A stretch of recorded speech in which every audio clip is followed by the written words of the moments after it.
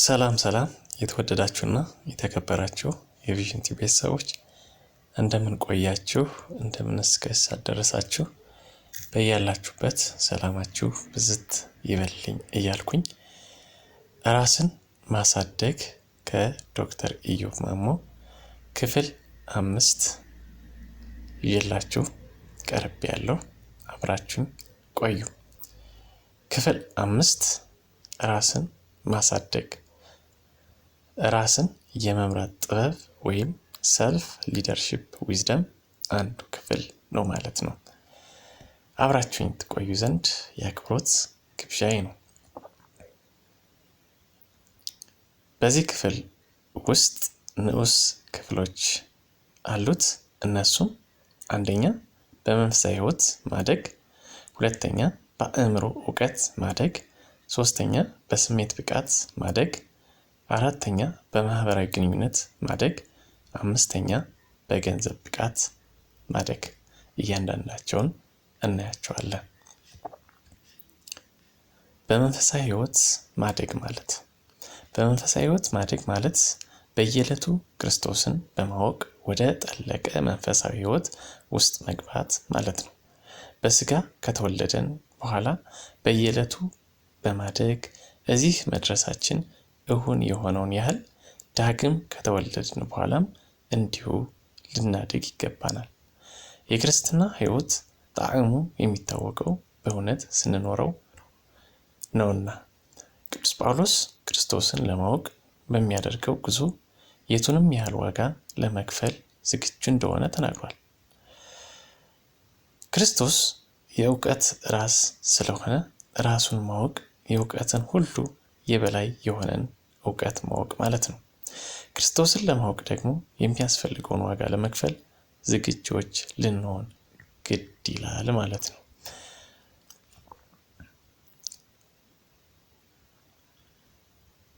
እንግዲህ በሚከተሉት የእድገት አይነቶች ለማደግ ጥረት እናድርግ። አንደኛ ከጌታ ክርስቶስ ጋር ባለን ህብረት ማደግ። ከጌታ ጋር ያለንን ህብረት ጤናማነት በቀላሉ ለመለካት ራስን እንዲህ ብሎ መጠየቅ። አንደኛ በግሌ ያለኝ የቃል የጸሎትና የቅድስና ህይወቴ እንዴት ነው?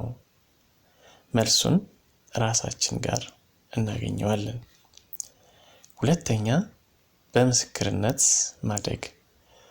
ከጌታ ጋር ያለን ህብረት ጤናማነት ለመለካት ልንጠይቀው የምንችለው ሌላኛው ጥያቄ እንዲህ የሚለው ነው። ወንጌልን ለመመስከር ያለን ቅንዓት እንዴት ነውን? የዚህን መልስ ማግኘት ያን ያህል ከባድ አይደለም፣ ከኛው ነው። ሶስተኛ ደቀ መዝሙር በማድረግ ማደግ። ከጌታ ጋር ያለንን እድገት እንድንመዝን የሚረዳን አንድ ተጨማሪ ጥያቄ እንዲህ የሚለው ነው።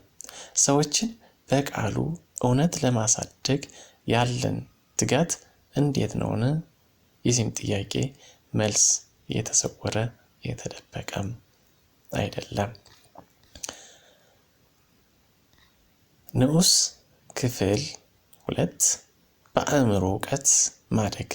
በአእምሮ ዕውቀት ማደግ ማለት ጌታ የሰጠንን አእምሮ በማሻሻል ለምድራዊ ኑሮ የሚበጀንን ነገር ማዳበር ማለት ነው። አንዳንድ ሰዎች ምድራዊ ዕውቀትን እንደ ስጋዊነት፣ እንደ ዓለማዊነት የመቁጠር ዝንባሌ ያላቸው። እንደ እውነቱ ከሆነ ግን ጌታ ዕውቀትን እንድናውቅ ባይፈልግ ኖሮ አእምሮ ባልሰጠንም ነበር።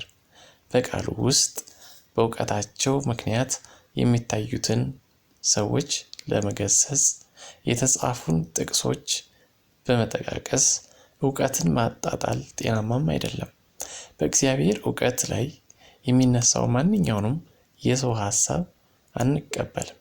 ሆኖም ለምድራዊ ሕይወታችንን መሻሻል ልናውቅ የሚገባንን ዕውቀት ለማዳበር አእምሯችንን ልንከፍት ይገባናል።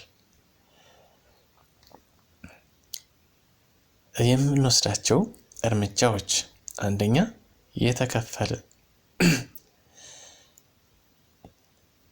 የተከፈተልንን እንለይ።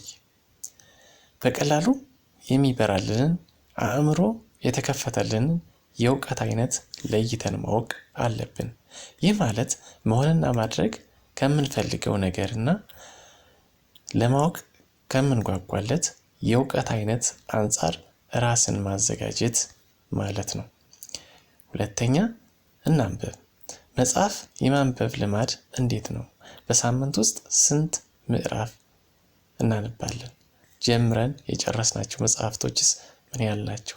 እነዚህን ጥያቄዎች በቁም ነገር ራስን መጠየቅ፣ ራስን በማየት ለውጥን ማድረግ ይቻላል። ሶስተኛ፣ የተግባር ሰው እንሁን። አንብበን የቀሰምናቸውን እውቀቶች በተግባር ካላዋልናቸው ከመረጃነት አያልፉም። ይህን እናስታውስ። መረጃ እውቀት አይደለም። ያዳበርናቸው እውቀቶች ወደ ተግባር መዋል ወይንም ያንን ለማድረግ በማቀድ ላይ መሆን አለብን። ንዑስ ክፍል 3 በስሜት ብቃት ማደግ። በስሜት ብቃት ማደግ ማለት ስሜትን የመቆጣጠርና ከስሜት ይልቅ መርህን የማስቀደም ብቃት ማለት ነው። በሕይወታችን በፍጹም ልንተማመንባቸው ከማንችላቸው ነገሮች አንዱ ስሜት የተሰኘው ነገር ነው። የትናንት ስሜታችንን የዛሬ ደግሞ ነገ አናገኘው። ቅዱስ ጳውሎስ ብዙ የስሜት ውጣ ውረዶች አሳልፏል። እርሱ ግን በስሜት ብቃት የበለጸገ ሰው ስለነበረ ከታየው እውነት አልተነቃነቀም። ስሜት ሲለዋወጥ፣ ስሜት ሲጎዳና ስሜትን የሚያነሳሳ ሁኔታዎች ሲከሰቱ የመርህ ሰው ግራና ቀኝ ሳይል በስፍራው ይገኛል። ያመነበትን እውነት በማድረግም ይጸናል። እነዚህ ለማድረግ የሚከተሉት እውነታዎችን እንመልከት። አንደኛ፣ በተግባርህ እንጽና። ስሜት ከፍና ዝቅ ሲል ከተግባሮቻችን ከዓላማ የማንመለስ ሰው ልንሆን ይገባል። በስሜት ብቃት የበለጸግን ሰው ለመሆን ከፈለግ እንደ አየሩ ጸባይና እንደ ዕለቱ ስሜት አንነዳ። ውስጥ ባመነበት እውነት ብቻ እንንቀሳቀስ። ሁለተኛ፣ ሰዎችንና ሁኔታዎችን እንታገስ። ስሜታዊ ምላሽን የሚጋብዝ ሰውና ሁኔታ ሲያጋጥም እዛው በጋለ ስሜት ምላሽ ከመስጠት ይልቅ ለጊዜው በማለፍ ትክክለኛው ምላሽ አስበንና ተረጋግተን ምላሽ የመስጠትን ልማድ እናዳበር። ሶስተኛ፣ ምክርን እንስማ። እኛ የማናስተውለው ሌላው ሰው ግን የሚያየው ባህሪ እንዳለን፣ በተለይም በቅርብ ያሉ ወዳጆች፣ በተለይም የትዳር ጓደኛ በዚህ ጉዳይ ላይ ግሩም መረጃ ሊሰጡን ይችላሉና ልቦናን ክፍት ማድረግ፣ ለአስተያየት፣ ለትችት ራስን ማዘጋጀት ያስፈልጋል። ንዑስ ክፍል 4 በማህበራዊ ግንኙነት ማደግ። በማህበራዊ ግንኙነት ማደግ ማለት በዙሪያችን ካሉ ሰዎች ጋር ተግባብቶና ተዋዶ መኖር ማለት ነው። ብዙውን ጊዜ ሰላም እንዲሰፍን ሌላው ሰው መለወጥ አለበት ብለን እናስባለን። ሆኖም በሌላው ሰው መለወጥ ላይ ከማተኮር ይልቅ በራሳችን መለወጥ ላይ ብናተኩር ስኬታችን የላቀ ይሆናል። የህብረተሰቡ ሸክምና አጉል ባህሪ ብዙ ነው። ይህ ሸክም ደግሞ አልፎ እኛን መንካቱ ስለማይቀር በማህበራዊ አመለካከታችን የመብሰላችን ጉዳይ የግድ ያደርገዋል። የግንኙነት አይነቶችን ለማሳደግ ወይም ለማደግ ራሴን አቀርባለሁን? በቤተሰብ ዙሪያ ከቤተሰቤ ባል፣ ሚስት፣ እህት፣ ወንድም፣ አባት፣ እናት፣ ልጅ፣ ዘመድ ወዘተረፈ ጋር ያለ ግንኙነት ጤናማ ነውን? ጤናማ ከሆነ ጤንነቱን የመጠበቅና የማቆየት፣ ጤናማ ካልሆነ ደግሞ የማደስ እርምጃ መውሰድ አለብኝ። በህብረተሰብ ዙሪያ በመስሪያ ቤት፣ በትምህርት ቤት ወይም በጎረቤት አካባቢ ያለ ግንኙነት ጤናማ ነውን? በእነዚህ አካባቢዎች ጤናማ የሆነ ግንኙነት ካለኝ የበለጠ ማዳበር፣ ከሌለኝ ደግሞ የማስተካከልበትን መንገዶች መፈለግ አለብኝ። ሶስተኛ፣ በቤተ ክርስቲያን ዙሪያ በቤተ ክርስቲያን ዙሪያ ያለኝ ህብረትና አንድነት ጤናማ ነውን? አንዳንድ ሰዎች ከክርስቲያኖች ጋር ያላቸው ህብረት እንከን የሌለው እንዲሆን ይፈልጋሉ። እንከን የሌለው ህብረት አይኖርም።